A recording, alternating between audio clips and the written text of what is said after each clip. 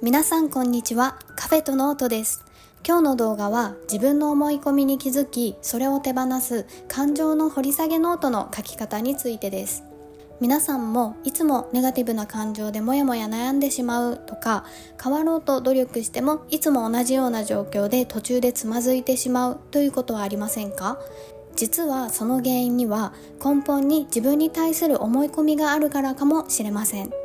なので今日の動画はそんな悩みを抱えている方にぜひ見てほしいなと思っています。実はこの感情の掘り下げノートというのはこのチャンネルで最も伝えたいテーマの一つです。なぜなら私自身がノートを使って感情を掘り下げて不安や悩みを手放せるようになったからです。私は昔から自分に対してすごく自信がなくて、周囲からもどうしてそんなに自信がないのと言われるほどでした。しかしノートに感情を書いて自分に対する思い込みを見つけて、今現在かなりその自信のなさを手放せてきたと思っています。ですが今までノートを書いてきて、どこまで感情を掘り下げて書けばいいのか、どこが着地点になるのか、すごく悩むことがありました。多分動画を見てくださっている方の中にも自分の気持ちをノートに書き出したことはあるけど、どこまで書けばいいかわからなかったという方もいらっしゃるんじゃないでしょうか。私もここについてはずっと整理ができずに、どうやって皆さんに伝えればいいかすごく悩みました。しかし今回この順序で考えると分かりやすいかもという結論にたどり着いたので、一旦最新版としてお伝えしたいと思います。ではまず最初にどこまで掘り下げればいいか結論をお伝えすると、自分に対しての思い込み、観念が出てくるまでと思っています。具体例を挙げながら解説していきますので少し長くなりますが、一度このプロセスを理解できればその後はとある簡単な質問で同じ掘り下げを再現できるようになります。そのとある質問は動画の最後でお伝えするので、ぜひ最後まで見てみてください。ではやり方を5つのステップに分けてお話しします。まずステップ1、現状の思いを知るです。今あなたが感じていることをありのまま書き出します。ここはいつもモヤモヤイライラしてしまうことやネガティブな感情が出てくる状況などにもテーマとしては書きやすいと思います。例えば仕事の成績が上がらなくて焦りの気持ちがある、提案がうまくいかず落ち込むしイライラするみたいな気持ちを感じているとします。ではこの気持ちをもう少し深掘りするために質問していきます。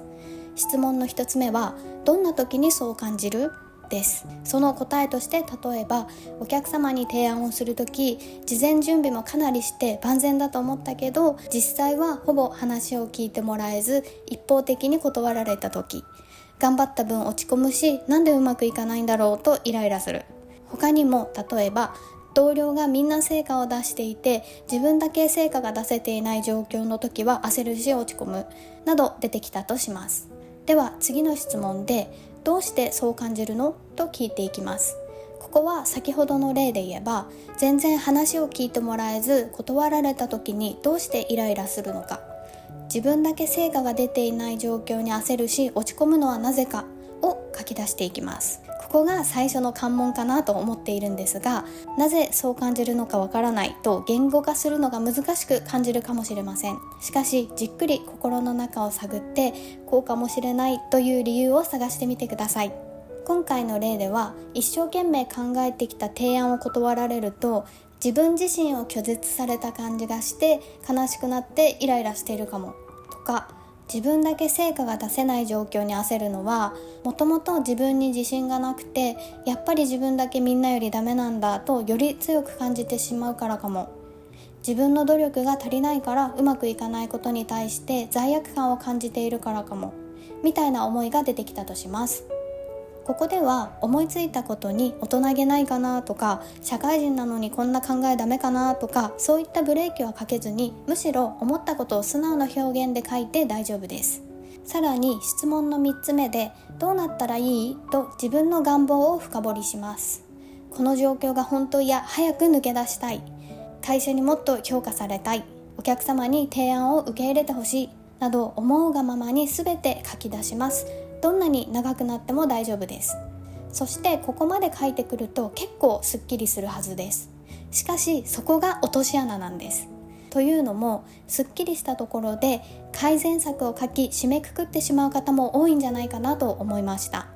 現に私がそうで、感情を吐き出したことで気持ちがある程度前向きになり、よし、でも仕事がある環境は恵まれている、そこには感謝しよう、そして今後はこうしてみようなどと改善策を書いて、一旦は気分が良くなり落ち着いていました。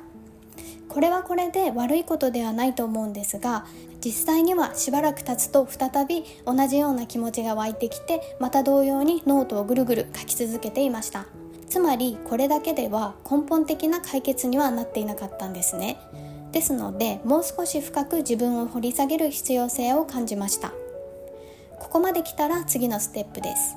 ステップ2はいつものパターンを把握するです。ステップ1を振り返って、出てきた思いの中で特に心に引っかかる思いを深掘りしていきます。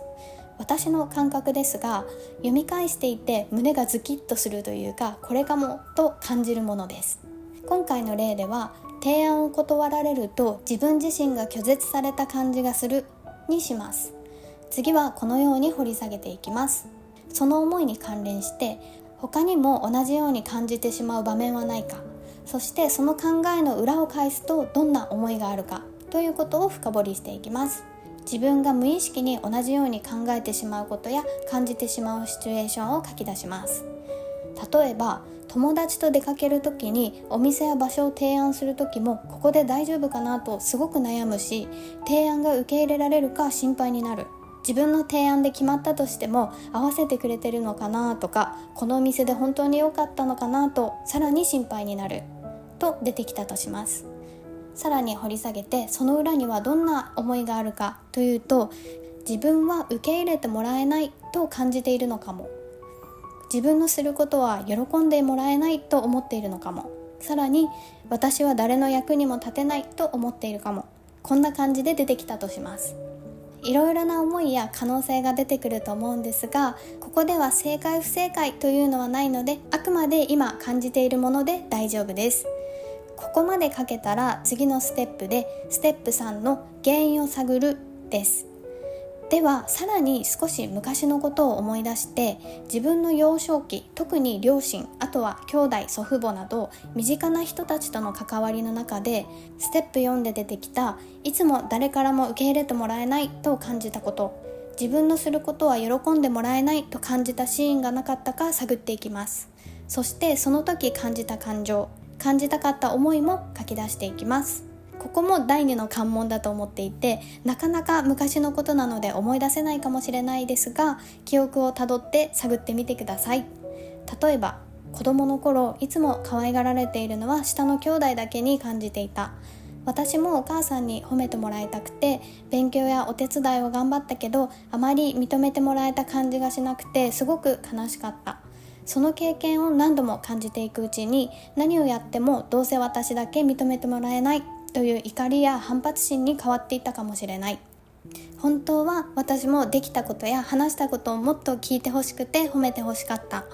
こんな原因となる体験を探していきます。最初はあまり思い出せなくても、何度か繰り返すことで心の奥深くにある思いが徐々に出やすくなると思います。ですので、一度で全てが出てこなくても大丈夫です。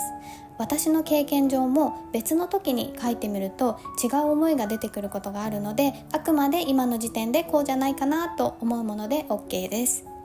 では書き出すのは次のステップ4で最後です。ステップ4は自分の前提、観念を探るです。ステップ3までで出てきた思いを踏まえて、改めて自分に対してどんな前提ができた？どんな観念を持っているの？という質問をします。例えば、認められるために努力してきた結果、認められるためには完璧である必要があるという思いがより一層強まり、完璧じゃない自分はダメという思い込みができた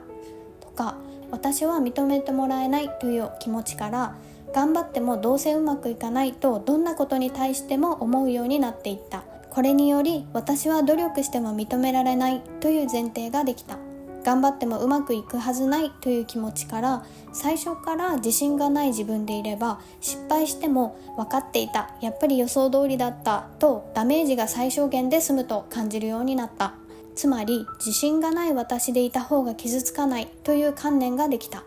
そして傷つかずに済むからうまくいかない方がいいという観念ができたなどが出てきました。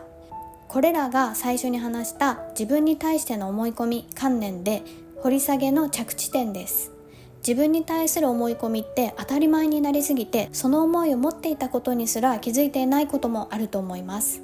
またそれとは逆で、こんな風に掘り下げなくても頑張ってもうまくいかないっていつも感じていることだよと思う方もいるかもしれません。ですが、このプロセスをたどることがポイントで、こういうことがきっかけで自分はこう思うようになって、ずっと心の中にこの思いを握りしめていたんだと腑に落ちやすいと思うんです。根本的な原因まで気がついていないから、一度たとえ立ち直ったとしてもたびたび同じパターンで苦しくなるんだと思ったんです。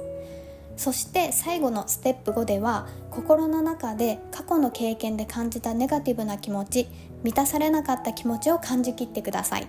そして自分自身に対して、その思い込み、観念は持っている必要があると聞いてみてほしいんです。先ほどの例で言うと、完璧じゃない自分はダメ、私は努力しても認められない、うまくいかない方がいい、これらの気持ちって持っている必要あると聞いてみるということです。この質問の意図は、この思いを持っていることを責めているのではなく、これ以上この前提によって自分自身を苦しめなくてもいいんじゃないかなという視点で、この思い込みから解放される可能性を考えてみませんかという問いです。質問の結果、もういらないかもと思えたら、その感情を手放してもう苦しまなくていいんだよと自分自身に教えてあげます。もちろん長年持っていたものなので、すぐにこの思い込み、観念を手放すことって難しいと思います。私もこの対話を何度も繰り返して、やっと少しずつ解放されてきている感覚があるので、時間はかかるものだと思っています。なので、すぐには手放せないと感じた時は、あの時はこんな気持ちだったんだね、辛かったんだねと受け入れることだけでも十分です。これだけでもだいぶ心の中の悲しみや怒りが軽減されて、心の中が晴れてくると思います。そしてこのノートの中では、今後に向けての改善策などは書き出していません。ですが、心の奥の思い込みに気がつくだけで、自然とポジティブな方向に考えが向いて行動できるようになる気がします。私の場合は、私のやることは誰の役にも立てないという無意識の思い込みがあって、仕事の中でも自分に自信が持てず、たびたび苦しさを感じていました。お仕事とは人の役に立ってお金をいただくことだと思うので、私のやることは役に立てないという考えがあれば、苦しく感じてしまうのは当たり前ですよね。しかし、思い込みに気がつくことだけで、以前よりもネガティブな感情が出てくることが減って、自分のやることに自信を持てるようになってきました。さらに、本当にやりたいことやこうなりたい自分というのがネガティブに押し殺されずに出てきやすくなったようにも感じます。皆さんの中にも、状況は違っても同じような悩みをずっと繰り返しているという方もいるんじゃないかなと思います。学校、仕事、友人関係、恋愛、家族関係など共通して根本にある思い込みが原因なことも多いと思うんです。そんな時って、いくら自己啓発の本を読んでも、スクールなどに通っても邪魔するような前提を持っている限り、苦しい道のりになると思ったんです。だからそこを紐解いて、ネガティブな前提を手放すきっかけになればと思い、今回の動画を撮っています。では改めて流れをまとめると、ステップ1で今感じていることを書き出します。ステップ2ではいつも感じるパターン化している思考・感情を書き出します。ステップ3ではそう感じるようになった過去の記憶を書き出します。ステップ4では自分自身がどういう前提、思い込み、観念を持っているかを書き出します。そして最後は過去に感じたネガティブな気持ちを感じきって、この前提は必要か自分に聞いてあげます。もしいらないというふうに感じたら、それを手放してもいいんだよと伝えてあげます。すぐに手放せないと思っても、あの時はこんな気持ちだったんだねと受け入れるだけでも十分です。